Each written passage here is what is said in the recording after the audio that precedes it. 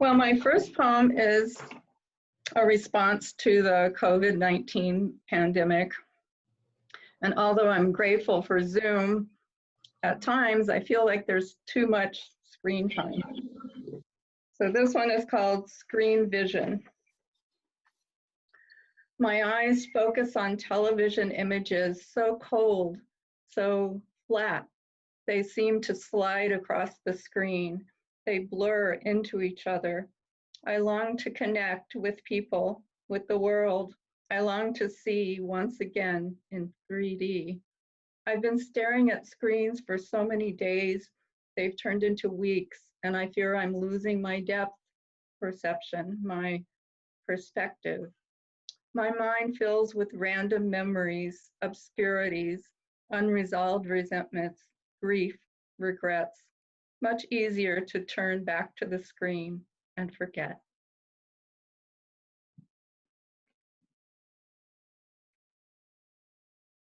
Okay, I'm going to read several poems from my chapbook, Mid-Century Modern. It was published last fall, along with some newer poems that, well, some of which have been published and some haven't yet. But I'll start with one from the book called Household Gods. We might have been Taoists those early summer months in the house, the loving energy of Qi guiding us room by room as we unpacked and arranged our new life. Each evening we floated out to the wide front porch and rested on a pair of rattan chairs, delighted by ornate fragrances from the forest wafting through the warm air. Smoke from your cigarettes swirled toward cottony clouds building in silver billowy mounds. Gentle showers danced upon the ground, and glowing rainbows sang across deepening celestial blue. We followed the path of paradise, the way of heaven reflected in the meadow that was our front lawn, blossoming with wildflowers in softly whispered tones of violet and gold. Mysteriously, the clouds followed us inside, and the season changed. You became a little Thor, thundering and threatening, your baritone voice suddenly bellowing and abusive. We argue about nothing at all. You blame me, and I, like a fearful peasant farmer, ask, what have I done to incur the thunder god's wrath? I cower in your presence, become penitent, plead for a second chance. I get no answer, none I can understand. A daily expression of rage is his reason for being. I no longer try to guess how I might please him or ask why he's angry. He just is. I make an altar and sit upon red pillows because red gives me strength. I light many candles and the white flames comfort me. I chant to the dark universe to invoke a benevolent spirit. I am visited by Kali Ma, Lady of Light, divine protector, destroyer of evil. Her brilliance shines through me as I part the dark clouds, dance upon little Thor's chest, and find liberation.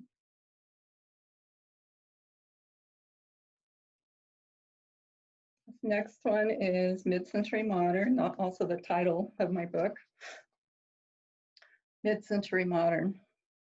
At the entrance, two sets of stairs forced an immediate decision.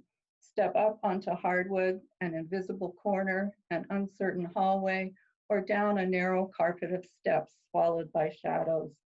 Avoiding the stairs altogether, a left turn led to a room crowded with mahogany, an air of abandonment floating among the chairs with high-backed curves and heavy legs. Opaque corner windows hinted at a view.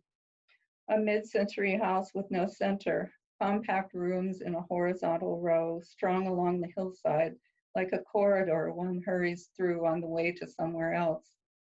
The dying Qi could never penetrate the sharp, staggered right angles, the obstacles of so many walls. The life force diminished, dissipated in the wasted space. You and I lost our love in that dimly lit maze of bad feng shui. The split-level design doomed us from the start, foreshadowing hidden fractures. You introduced me as your current wife, with frequent mention of your last wife. Your ego demanded detailed disclosure.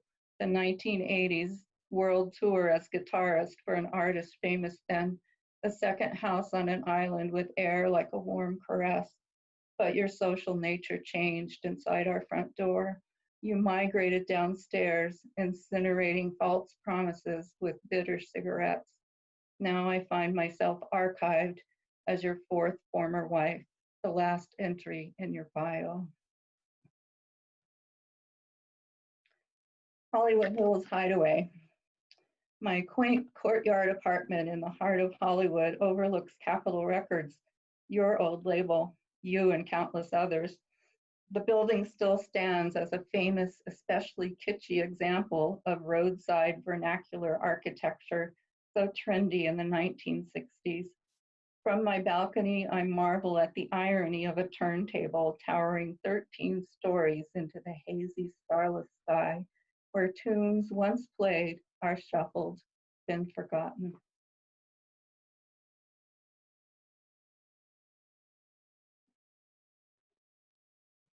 This next one is not in the book, but it was published by Wallowa Journal, called Adagio in Your Absence. Day after day, the piano sits unplayed, its lustrous black lacquered presence impressive and imposing through the French doors. I'm tempted to enter, to remember the sure touch of my fingers on the keys, the physicality of playing once I learned to put my body into it, the ring of melodious tones, the spiritual lift it would bring, and how time would disappear. I missed the house we shared, the rarefied air we lived in, the expansive space of our lives then. As soon as I'd finished a piece, I wanted to play it again. If I were to lift the top now, it would cast a shadow like the ragged wing of a dark bird portending the end of the world, a shadow the shape of my grief.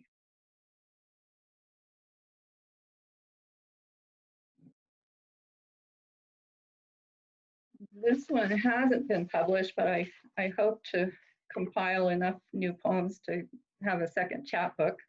And this one is called Archaeology.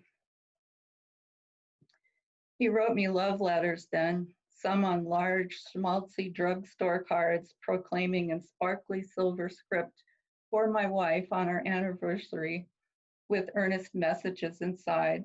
God blessed me with you. I cannot imagine a life without you. You have made my life complete. My favorites are handmade, showing his humor and generosity. If only I'd had enough wrapping paper for that jaguar. He signed them with fanciful names of admirers, all the oleanders in our garden, or imaginary jazz musicians, blind Orange Julius and hot tea. On Valentine's Day, the year of our marriage, he confessed his initial plan was never to come near me, further confessed his complete inability to stay away. He chose words like irresistible and hopelessly in love, including a detailed list of all he loved about me: your sensitivity, sense of humor, hands, hair, spirituality, the way you look when you're lost in thought, your legs, your legs, your legs. To preserve his words, I kept these treasures in a wooden box elevated by ornate feet, top painted with a Parisian scene as proof that he loved me once. But words must be spoken with power and passion, not buried in an antique, resting on now broken feet, paint faded, pale as tallow.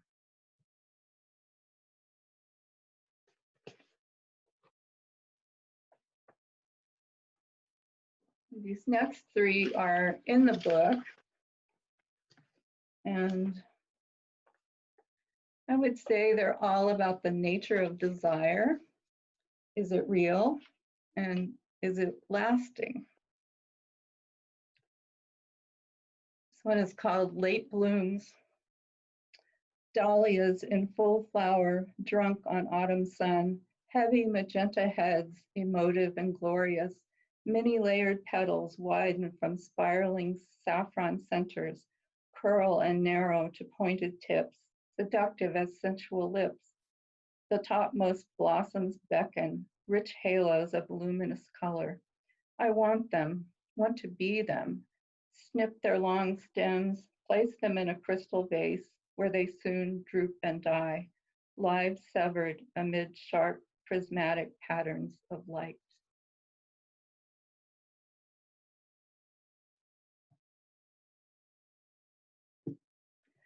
A courtship. Amid the tangled crisscross silk she rests, sensing a suitor's gentle dance as he vibrates the outer strings of her web. He strikes a lyric chord in her tiny heart. She stirs and begins to sway her smooth arachnid hips in rhythmic seduction. Come hither, her round belly sings, its red-hot violin searing his eyes with lust. He moves toward her, legs wobbly with ardor and anticipation. She reclines upon her broad back, fangs open as if to say, welcome home. His dance is quickly done. He deposits his seed, but it's not over yet. Never one for sticky sentimentality, she bites his head off and swallows it whole, the quick closure her triumph as she melts in waves of ecstasy.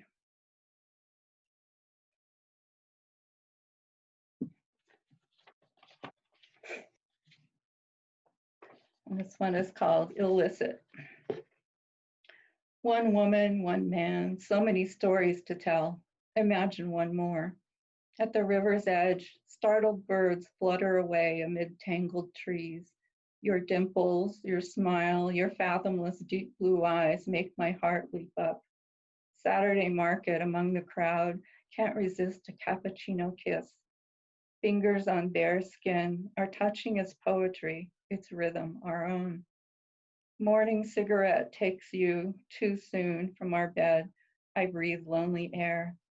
Empty coffee cups, cool fog drips in, bittersweet end to summer's heat.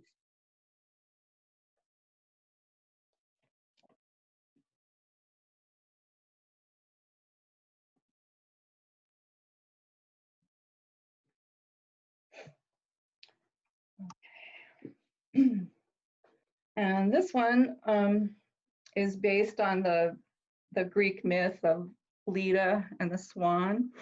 And some of the lines quote William Butler Yeats's poem called Leda and the Swan. This one is called Leda #MeToo. The poets in their propaganda like to dance around the themes of fate and free will. Ovid and Yeats describe me as a beautiful young girl, specially chosen by Zeus, yet unappreciative and probably ignorant of the fact. My fate was to be born a woman. Against God's will, I don't stand a chance. I am staggering and helpless, unable to push away the swift, cocksure fowl with my vague, terrified fingers. I am surprised by the sudden blow, the swan's great wings beating still as it catches my neck in its sharp beak, as it lays me out on the damp, fertile ground, as it presses its bony avian body close against the softness of my throat and breast, that I might feel its strange heart beating where we lie. Its dark, webbed feet part my unwilling thighs. With hard insistence, it violates and impregnates me with wild Olympian seed. When it's over, I am bloody and bruised, my dress smeared with green algae drooled from its mouth. I am unimpressed by the feathered glory of this god in disguise, by the deception and artifice he undertakes for the act of rape. The poets say I was mastered by this brute blood of the air, but I was there, and that is only their delusion. And that one was published by Writing in a Woman's Voice, which is a great online journal. So I'm glad about that.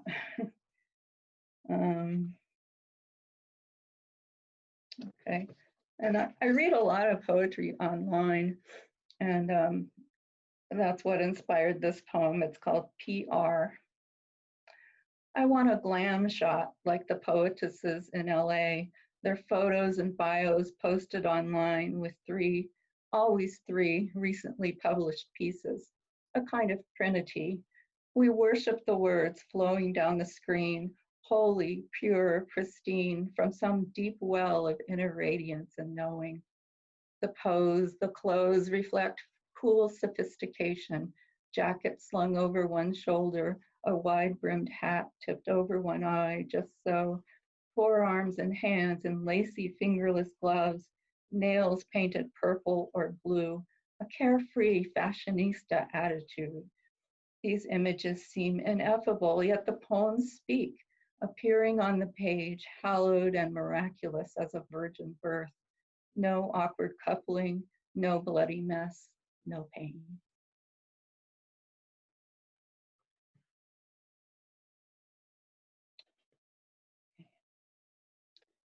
And the last one I have is based on a painting I bought here in town by a local artist named Adam Grosowski.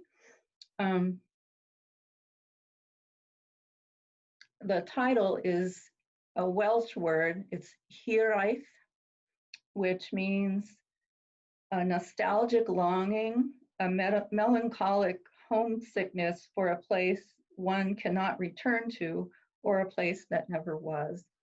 And this painting stirred my memories of San Francisco, where I always wanted to move, but I never made it there. And it's called Hiraeth on Umbrella Number 4 by Adam Grosowski. In this slim slice of life, a woman walks on a slick city street, her clothes trendy and chic beneath a wide black umbrella. The tilt of her shoulders and hips reveals forward motion, confidence, ease. Solitary but not alone, she strides along the waterfront path, a mosaic of reflection and luminous light. In this city by the bay, famed for its Irish coffee, the neighborhood bar would be serving some now. Its vertical sign rises in red neon. Near the doorway, adorned with a broad burgundy awning, friends await her arrival. Inside, bits of conversation and laughter drift in the air amid the clatter of dishes, the tinkling of glasses. As frothy blue waves lap against the pier, low-lying fog hangs on the horizon like a golden curtain, infused with sunlight at dusk or dawn if the sun could rise in the west, in this place of promise, of perpetual becoming. That's all I have. Thank you.